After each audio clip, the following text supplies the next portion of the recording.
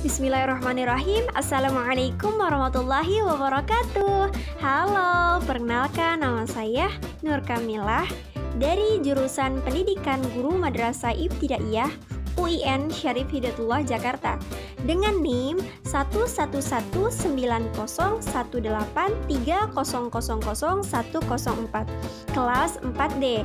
Di sini saya ingin menjelaskan mengenai mata kuliah Bahasa dan Sastra Indonesia. Selamat menyaksikan. Kata benda. Kata benda adalah kata yang mengacu pada benda dan konsep atau pengertian. Karakteristik kata benda ada konkret dan abstrak. Konkret tidak dapat ditangkap panca indera dan abstrak dapat ditangkap panca indera. Kemudian ada ciri-ciri kata benda. Yang pertama, tidak dapat diingkari dengan kata tidak. Yang kedua, diikuti kata sifat langsung maupun dengan kata hubung.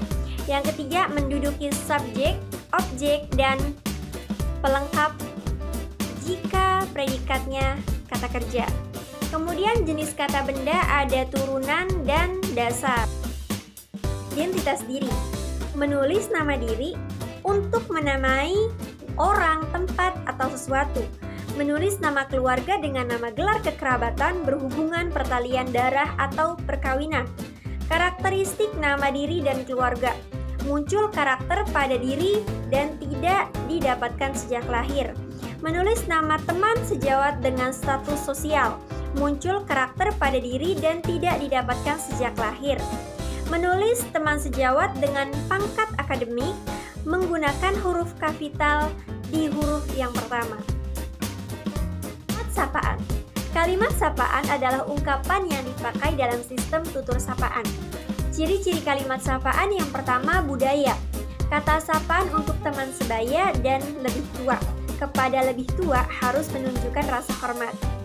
Kedua, ada sosial. Nama jabatan atau gelar. Contohnya, selamat pagi suster, bagaimana keadaan ayah? Yang ketiga, kekerabatan. Sapaan dalam keakraban. Contohnya, pagi paman, apa kabar bibi? Sehat. Prolog dan epilog. Dialog adalah percakapan. Dialog dengan teman sejawat atau orang lain. Dialog dengan teman seusianya, sejajar, dan sekelas. Prolog. Prolog adalah pengantar suatu naskah, dan epilog adalah penutup akhir naskah. Membaca petunjuk adalah sebuah kegiatan yang bertujuan untuk membangun sebuah pemahaman dari teks yang tertulis. Terdapat 3 macam membaca petunjuk menurut Depdiknas. Yang pertama, untuk melakukan sesuatu petunjuk. Yang kedua, untuk menggunakan sesuatu petunjuk. Yang ketiga, untuk membuat sesuatu.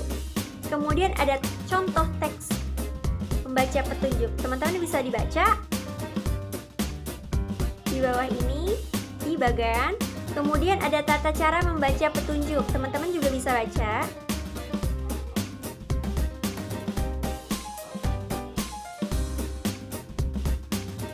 Puisi dan prosa merupakan karya sastra yang dihasilkan dari pikiran dan perasaan penciptanya.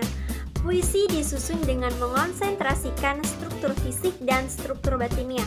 Jenis puisi yang pertama, puisi baru. Puisi baru ada nama pengarangnya, majasnya tidak tetap, tidak terikat aturan. Kemudian kedua, puisi lama. Puisi lama tidak ada pengarang, majasnya tetap, dan masih terikat aturan. Kemudian ada jenis prosa. Yang pertama ada prosa baru. Prosa baru yaitu bisa berpengaruh pada budaya dan bahasa asing. Yang kedua, prosa lama. Prosa lama tidak berpengaruh pada budaya dan bahasa asing. Menulis tegak bersambung adalah sebuah tulisan yang menggunakan unsur estetika pada huruf yang dibentuk sesuai dengan aturan berlaku. Tujuannya, menulis tegak bersambung cenderung kepada meningkatkan keterampilan menulis peserta didik.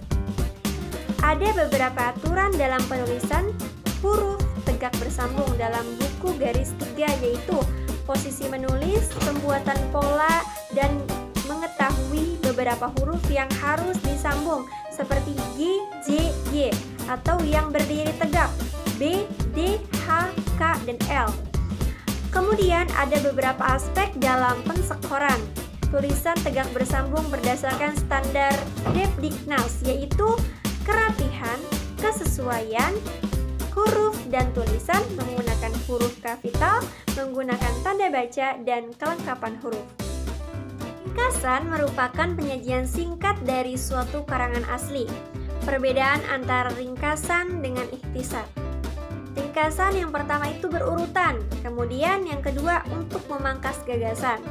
Sedangkan ikhtisar yang pertama tidak berurutan dan hanya untuk mengambil inti saja. Nah, kemudian ada langkah-langkah. Yang pertama, tahap membaca, yang kedua tahap menyeleksi, yang ketiga tahap menulis, dan yang keempat tahap membandingkan. Kemudian ada ringkasan fiksi dan ringkasan non-fiksi. Parafrase adalah menuliskan ide atau gagasan orang lain menggunakan kata-kata sendiri tanpa mengubah makna asli. Penguraian kembali teks atau karangan dengan bentuk atau susunan kata lain. Ada parafrase puisi, kemudian parafrase suku kata, dan parafrase kalimat. Teman-teman bisa lihat di bawah ini. Kemudian ada langkah-langkah. Langkah-langkah yang pertama, membaca teks hingga memahami, kemudian abaikan teks asli dan tulis ulang gagasan. Yang ketiga, buat daftar beberapa di bawah parafrase untuk mengingat kembali. Yang keempat, bandingkan tulisan, parafrase, dan asli. Yang kelima, membaca teks hingga memahami. Dan yang keenam, menuliskan sumber. Surat merupakan suatu sarana komunikasi tertulis. Surat dibagi menjadi dua, yang pertama surat resmi dan yang kedua surat pribadi. Nah, fungsi surat resmi adalah surat resmi dapat berfungsi sebagai bukti tertulis atau otentik dalam bentuk dokumen di mana isinya dapat dipercaya dan dipertanggungjawabkan sebagai bukti historis dan bukti kronologis. Kemudian ada fungsi surat pribadi untuk mengekspresikan diri menjadi wakil penulis, sarana penyampaian ide sebagai sarana penyampaian informasi juga. Kemudian ada macam-macam. Surat permohonan, kemudian surat keputusan, surat kuasa, surat perintah, surat pengantar, surat edaran, surat undangan. Kemudian ada ciri-ciri surat resmi. Teman-teman bisa dibaca.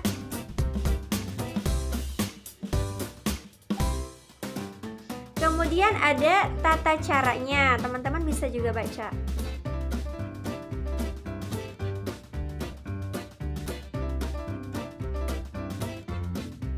Formulir didefinisikan sebagai lembaran kartu atau kertas dengan ukuran tertentu yang di dalamnya terdapat data atau informasi yang bersifat tetap dan juga bagian lain yang diisi dengan bagian yang tidak tetap. Fungsi-fungsi formulir untuk keseragaman atau pembakuan kerja, yang kedua untuk mempermudah dalam penggolongan, yang ketiga untuk mempermudah pemberkasan, yang keempat untuk mempermudah penertiban prosedur dan tata kerja, yang kelima sebagai alat pemberian instruksi, yang keenam sebagai alat perencanaan karena di dalamnya terdapat data dan fakta baik yang bersifat kuantitatif maupun kualitatif. Yang ketujuh, sebagai alat untuk kontrol dan evaluasi baik kualitatif maupun kuantitatif. Jenis formulir yang pertama, formulir tunggal, formulir stop tipe, formulir continuous. Pidato merupakan bentuk kegiatan bicara di depan banyak orang untuk menyampaikan ide, gagasan, dan pemikiran yang telah disusun dengan baik dan struktur. Tujuan pidato, teman-teman bisa baca.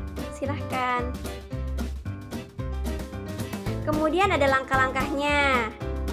Ada mengumpulkan bahan, menentukan tema, menentukan maksud dan tujuan pidato, membuat kerangka pidato, dan menguraikan isi pidato dengan membuat teks. Kemudian ada contohnya. Ada pidato agama. Terima kasih. Assalamualaikum warahmatullahi wabarakatuh.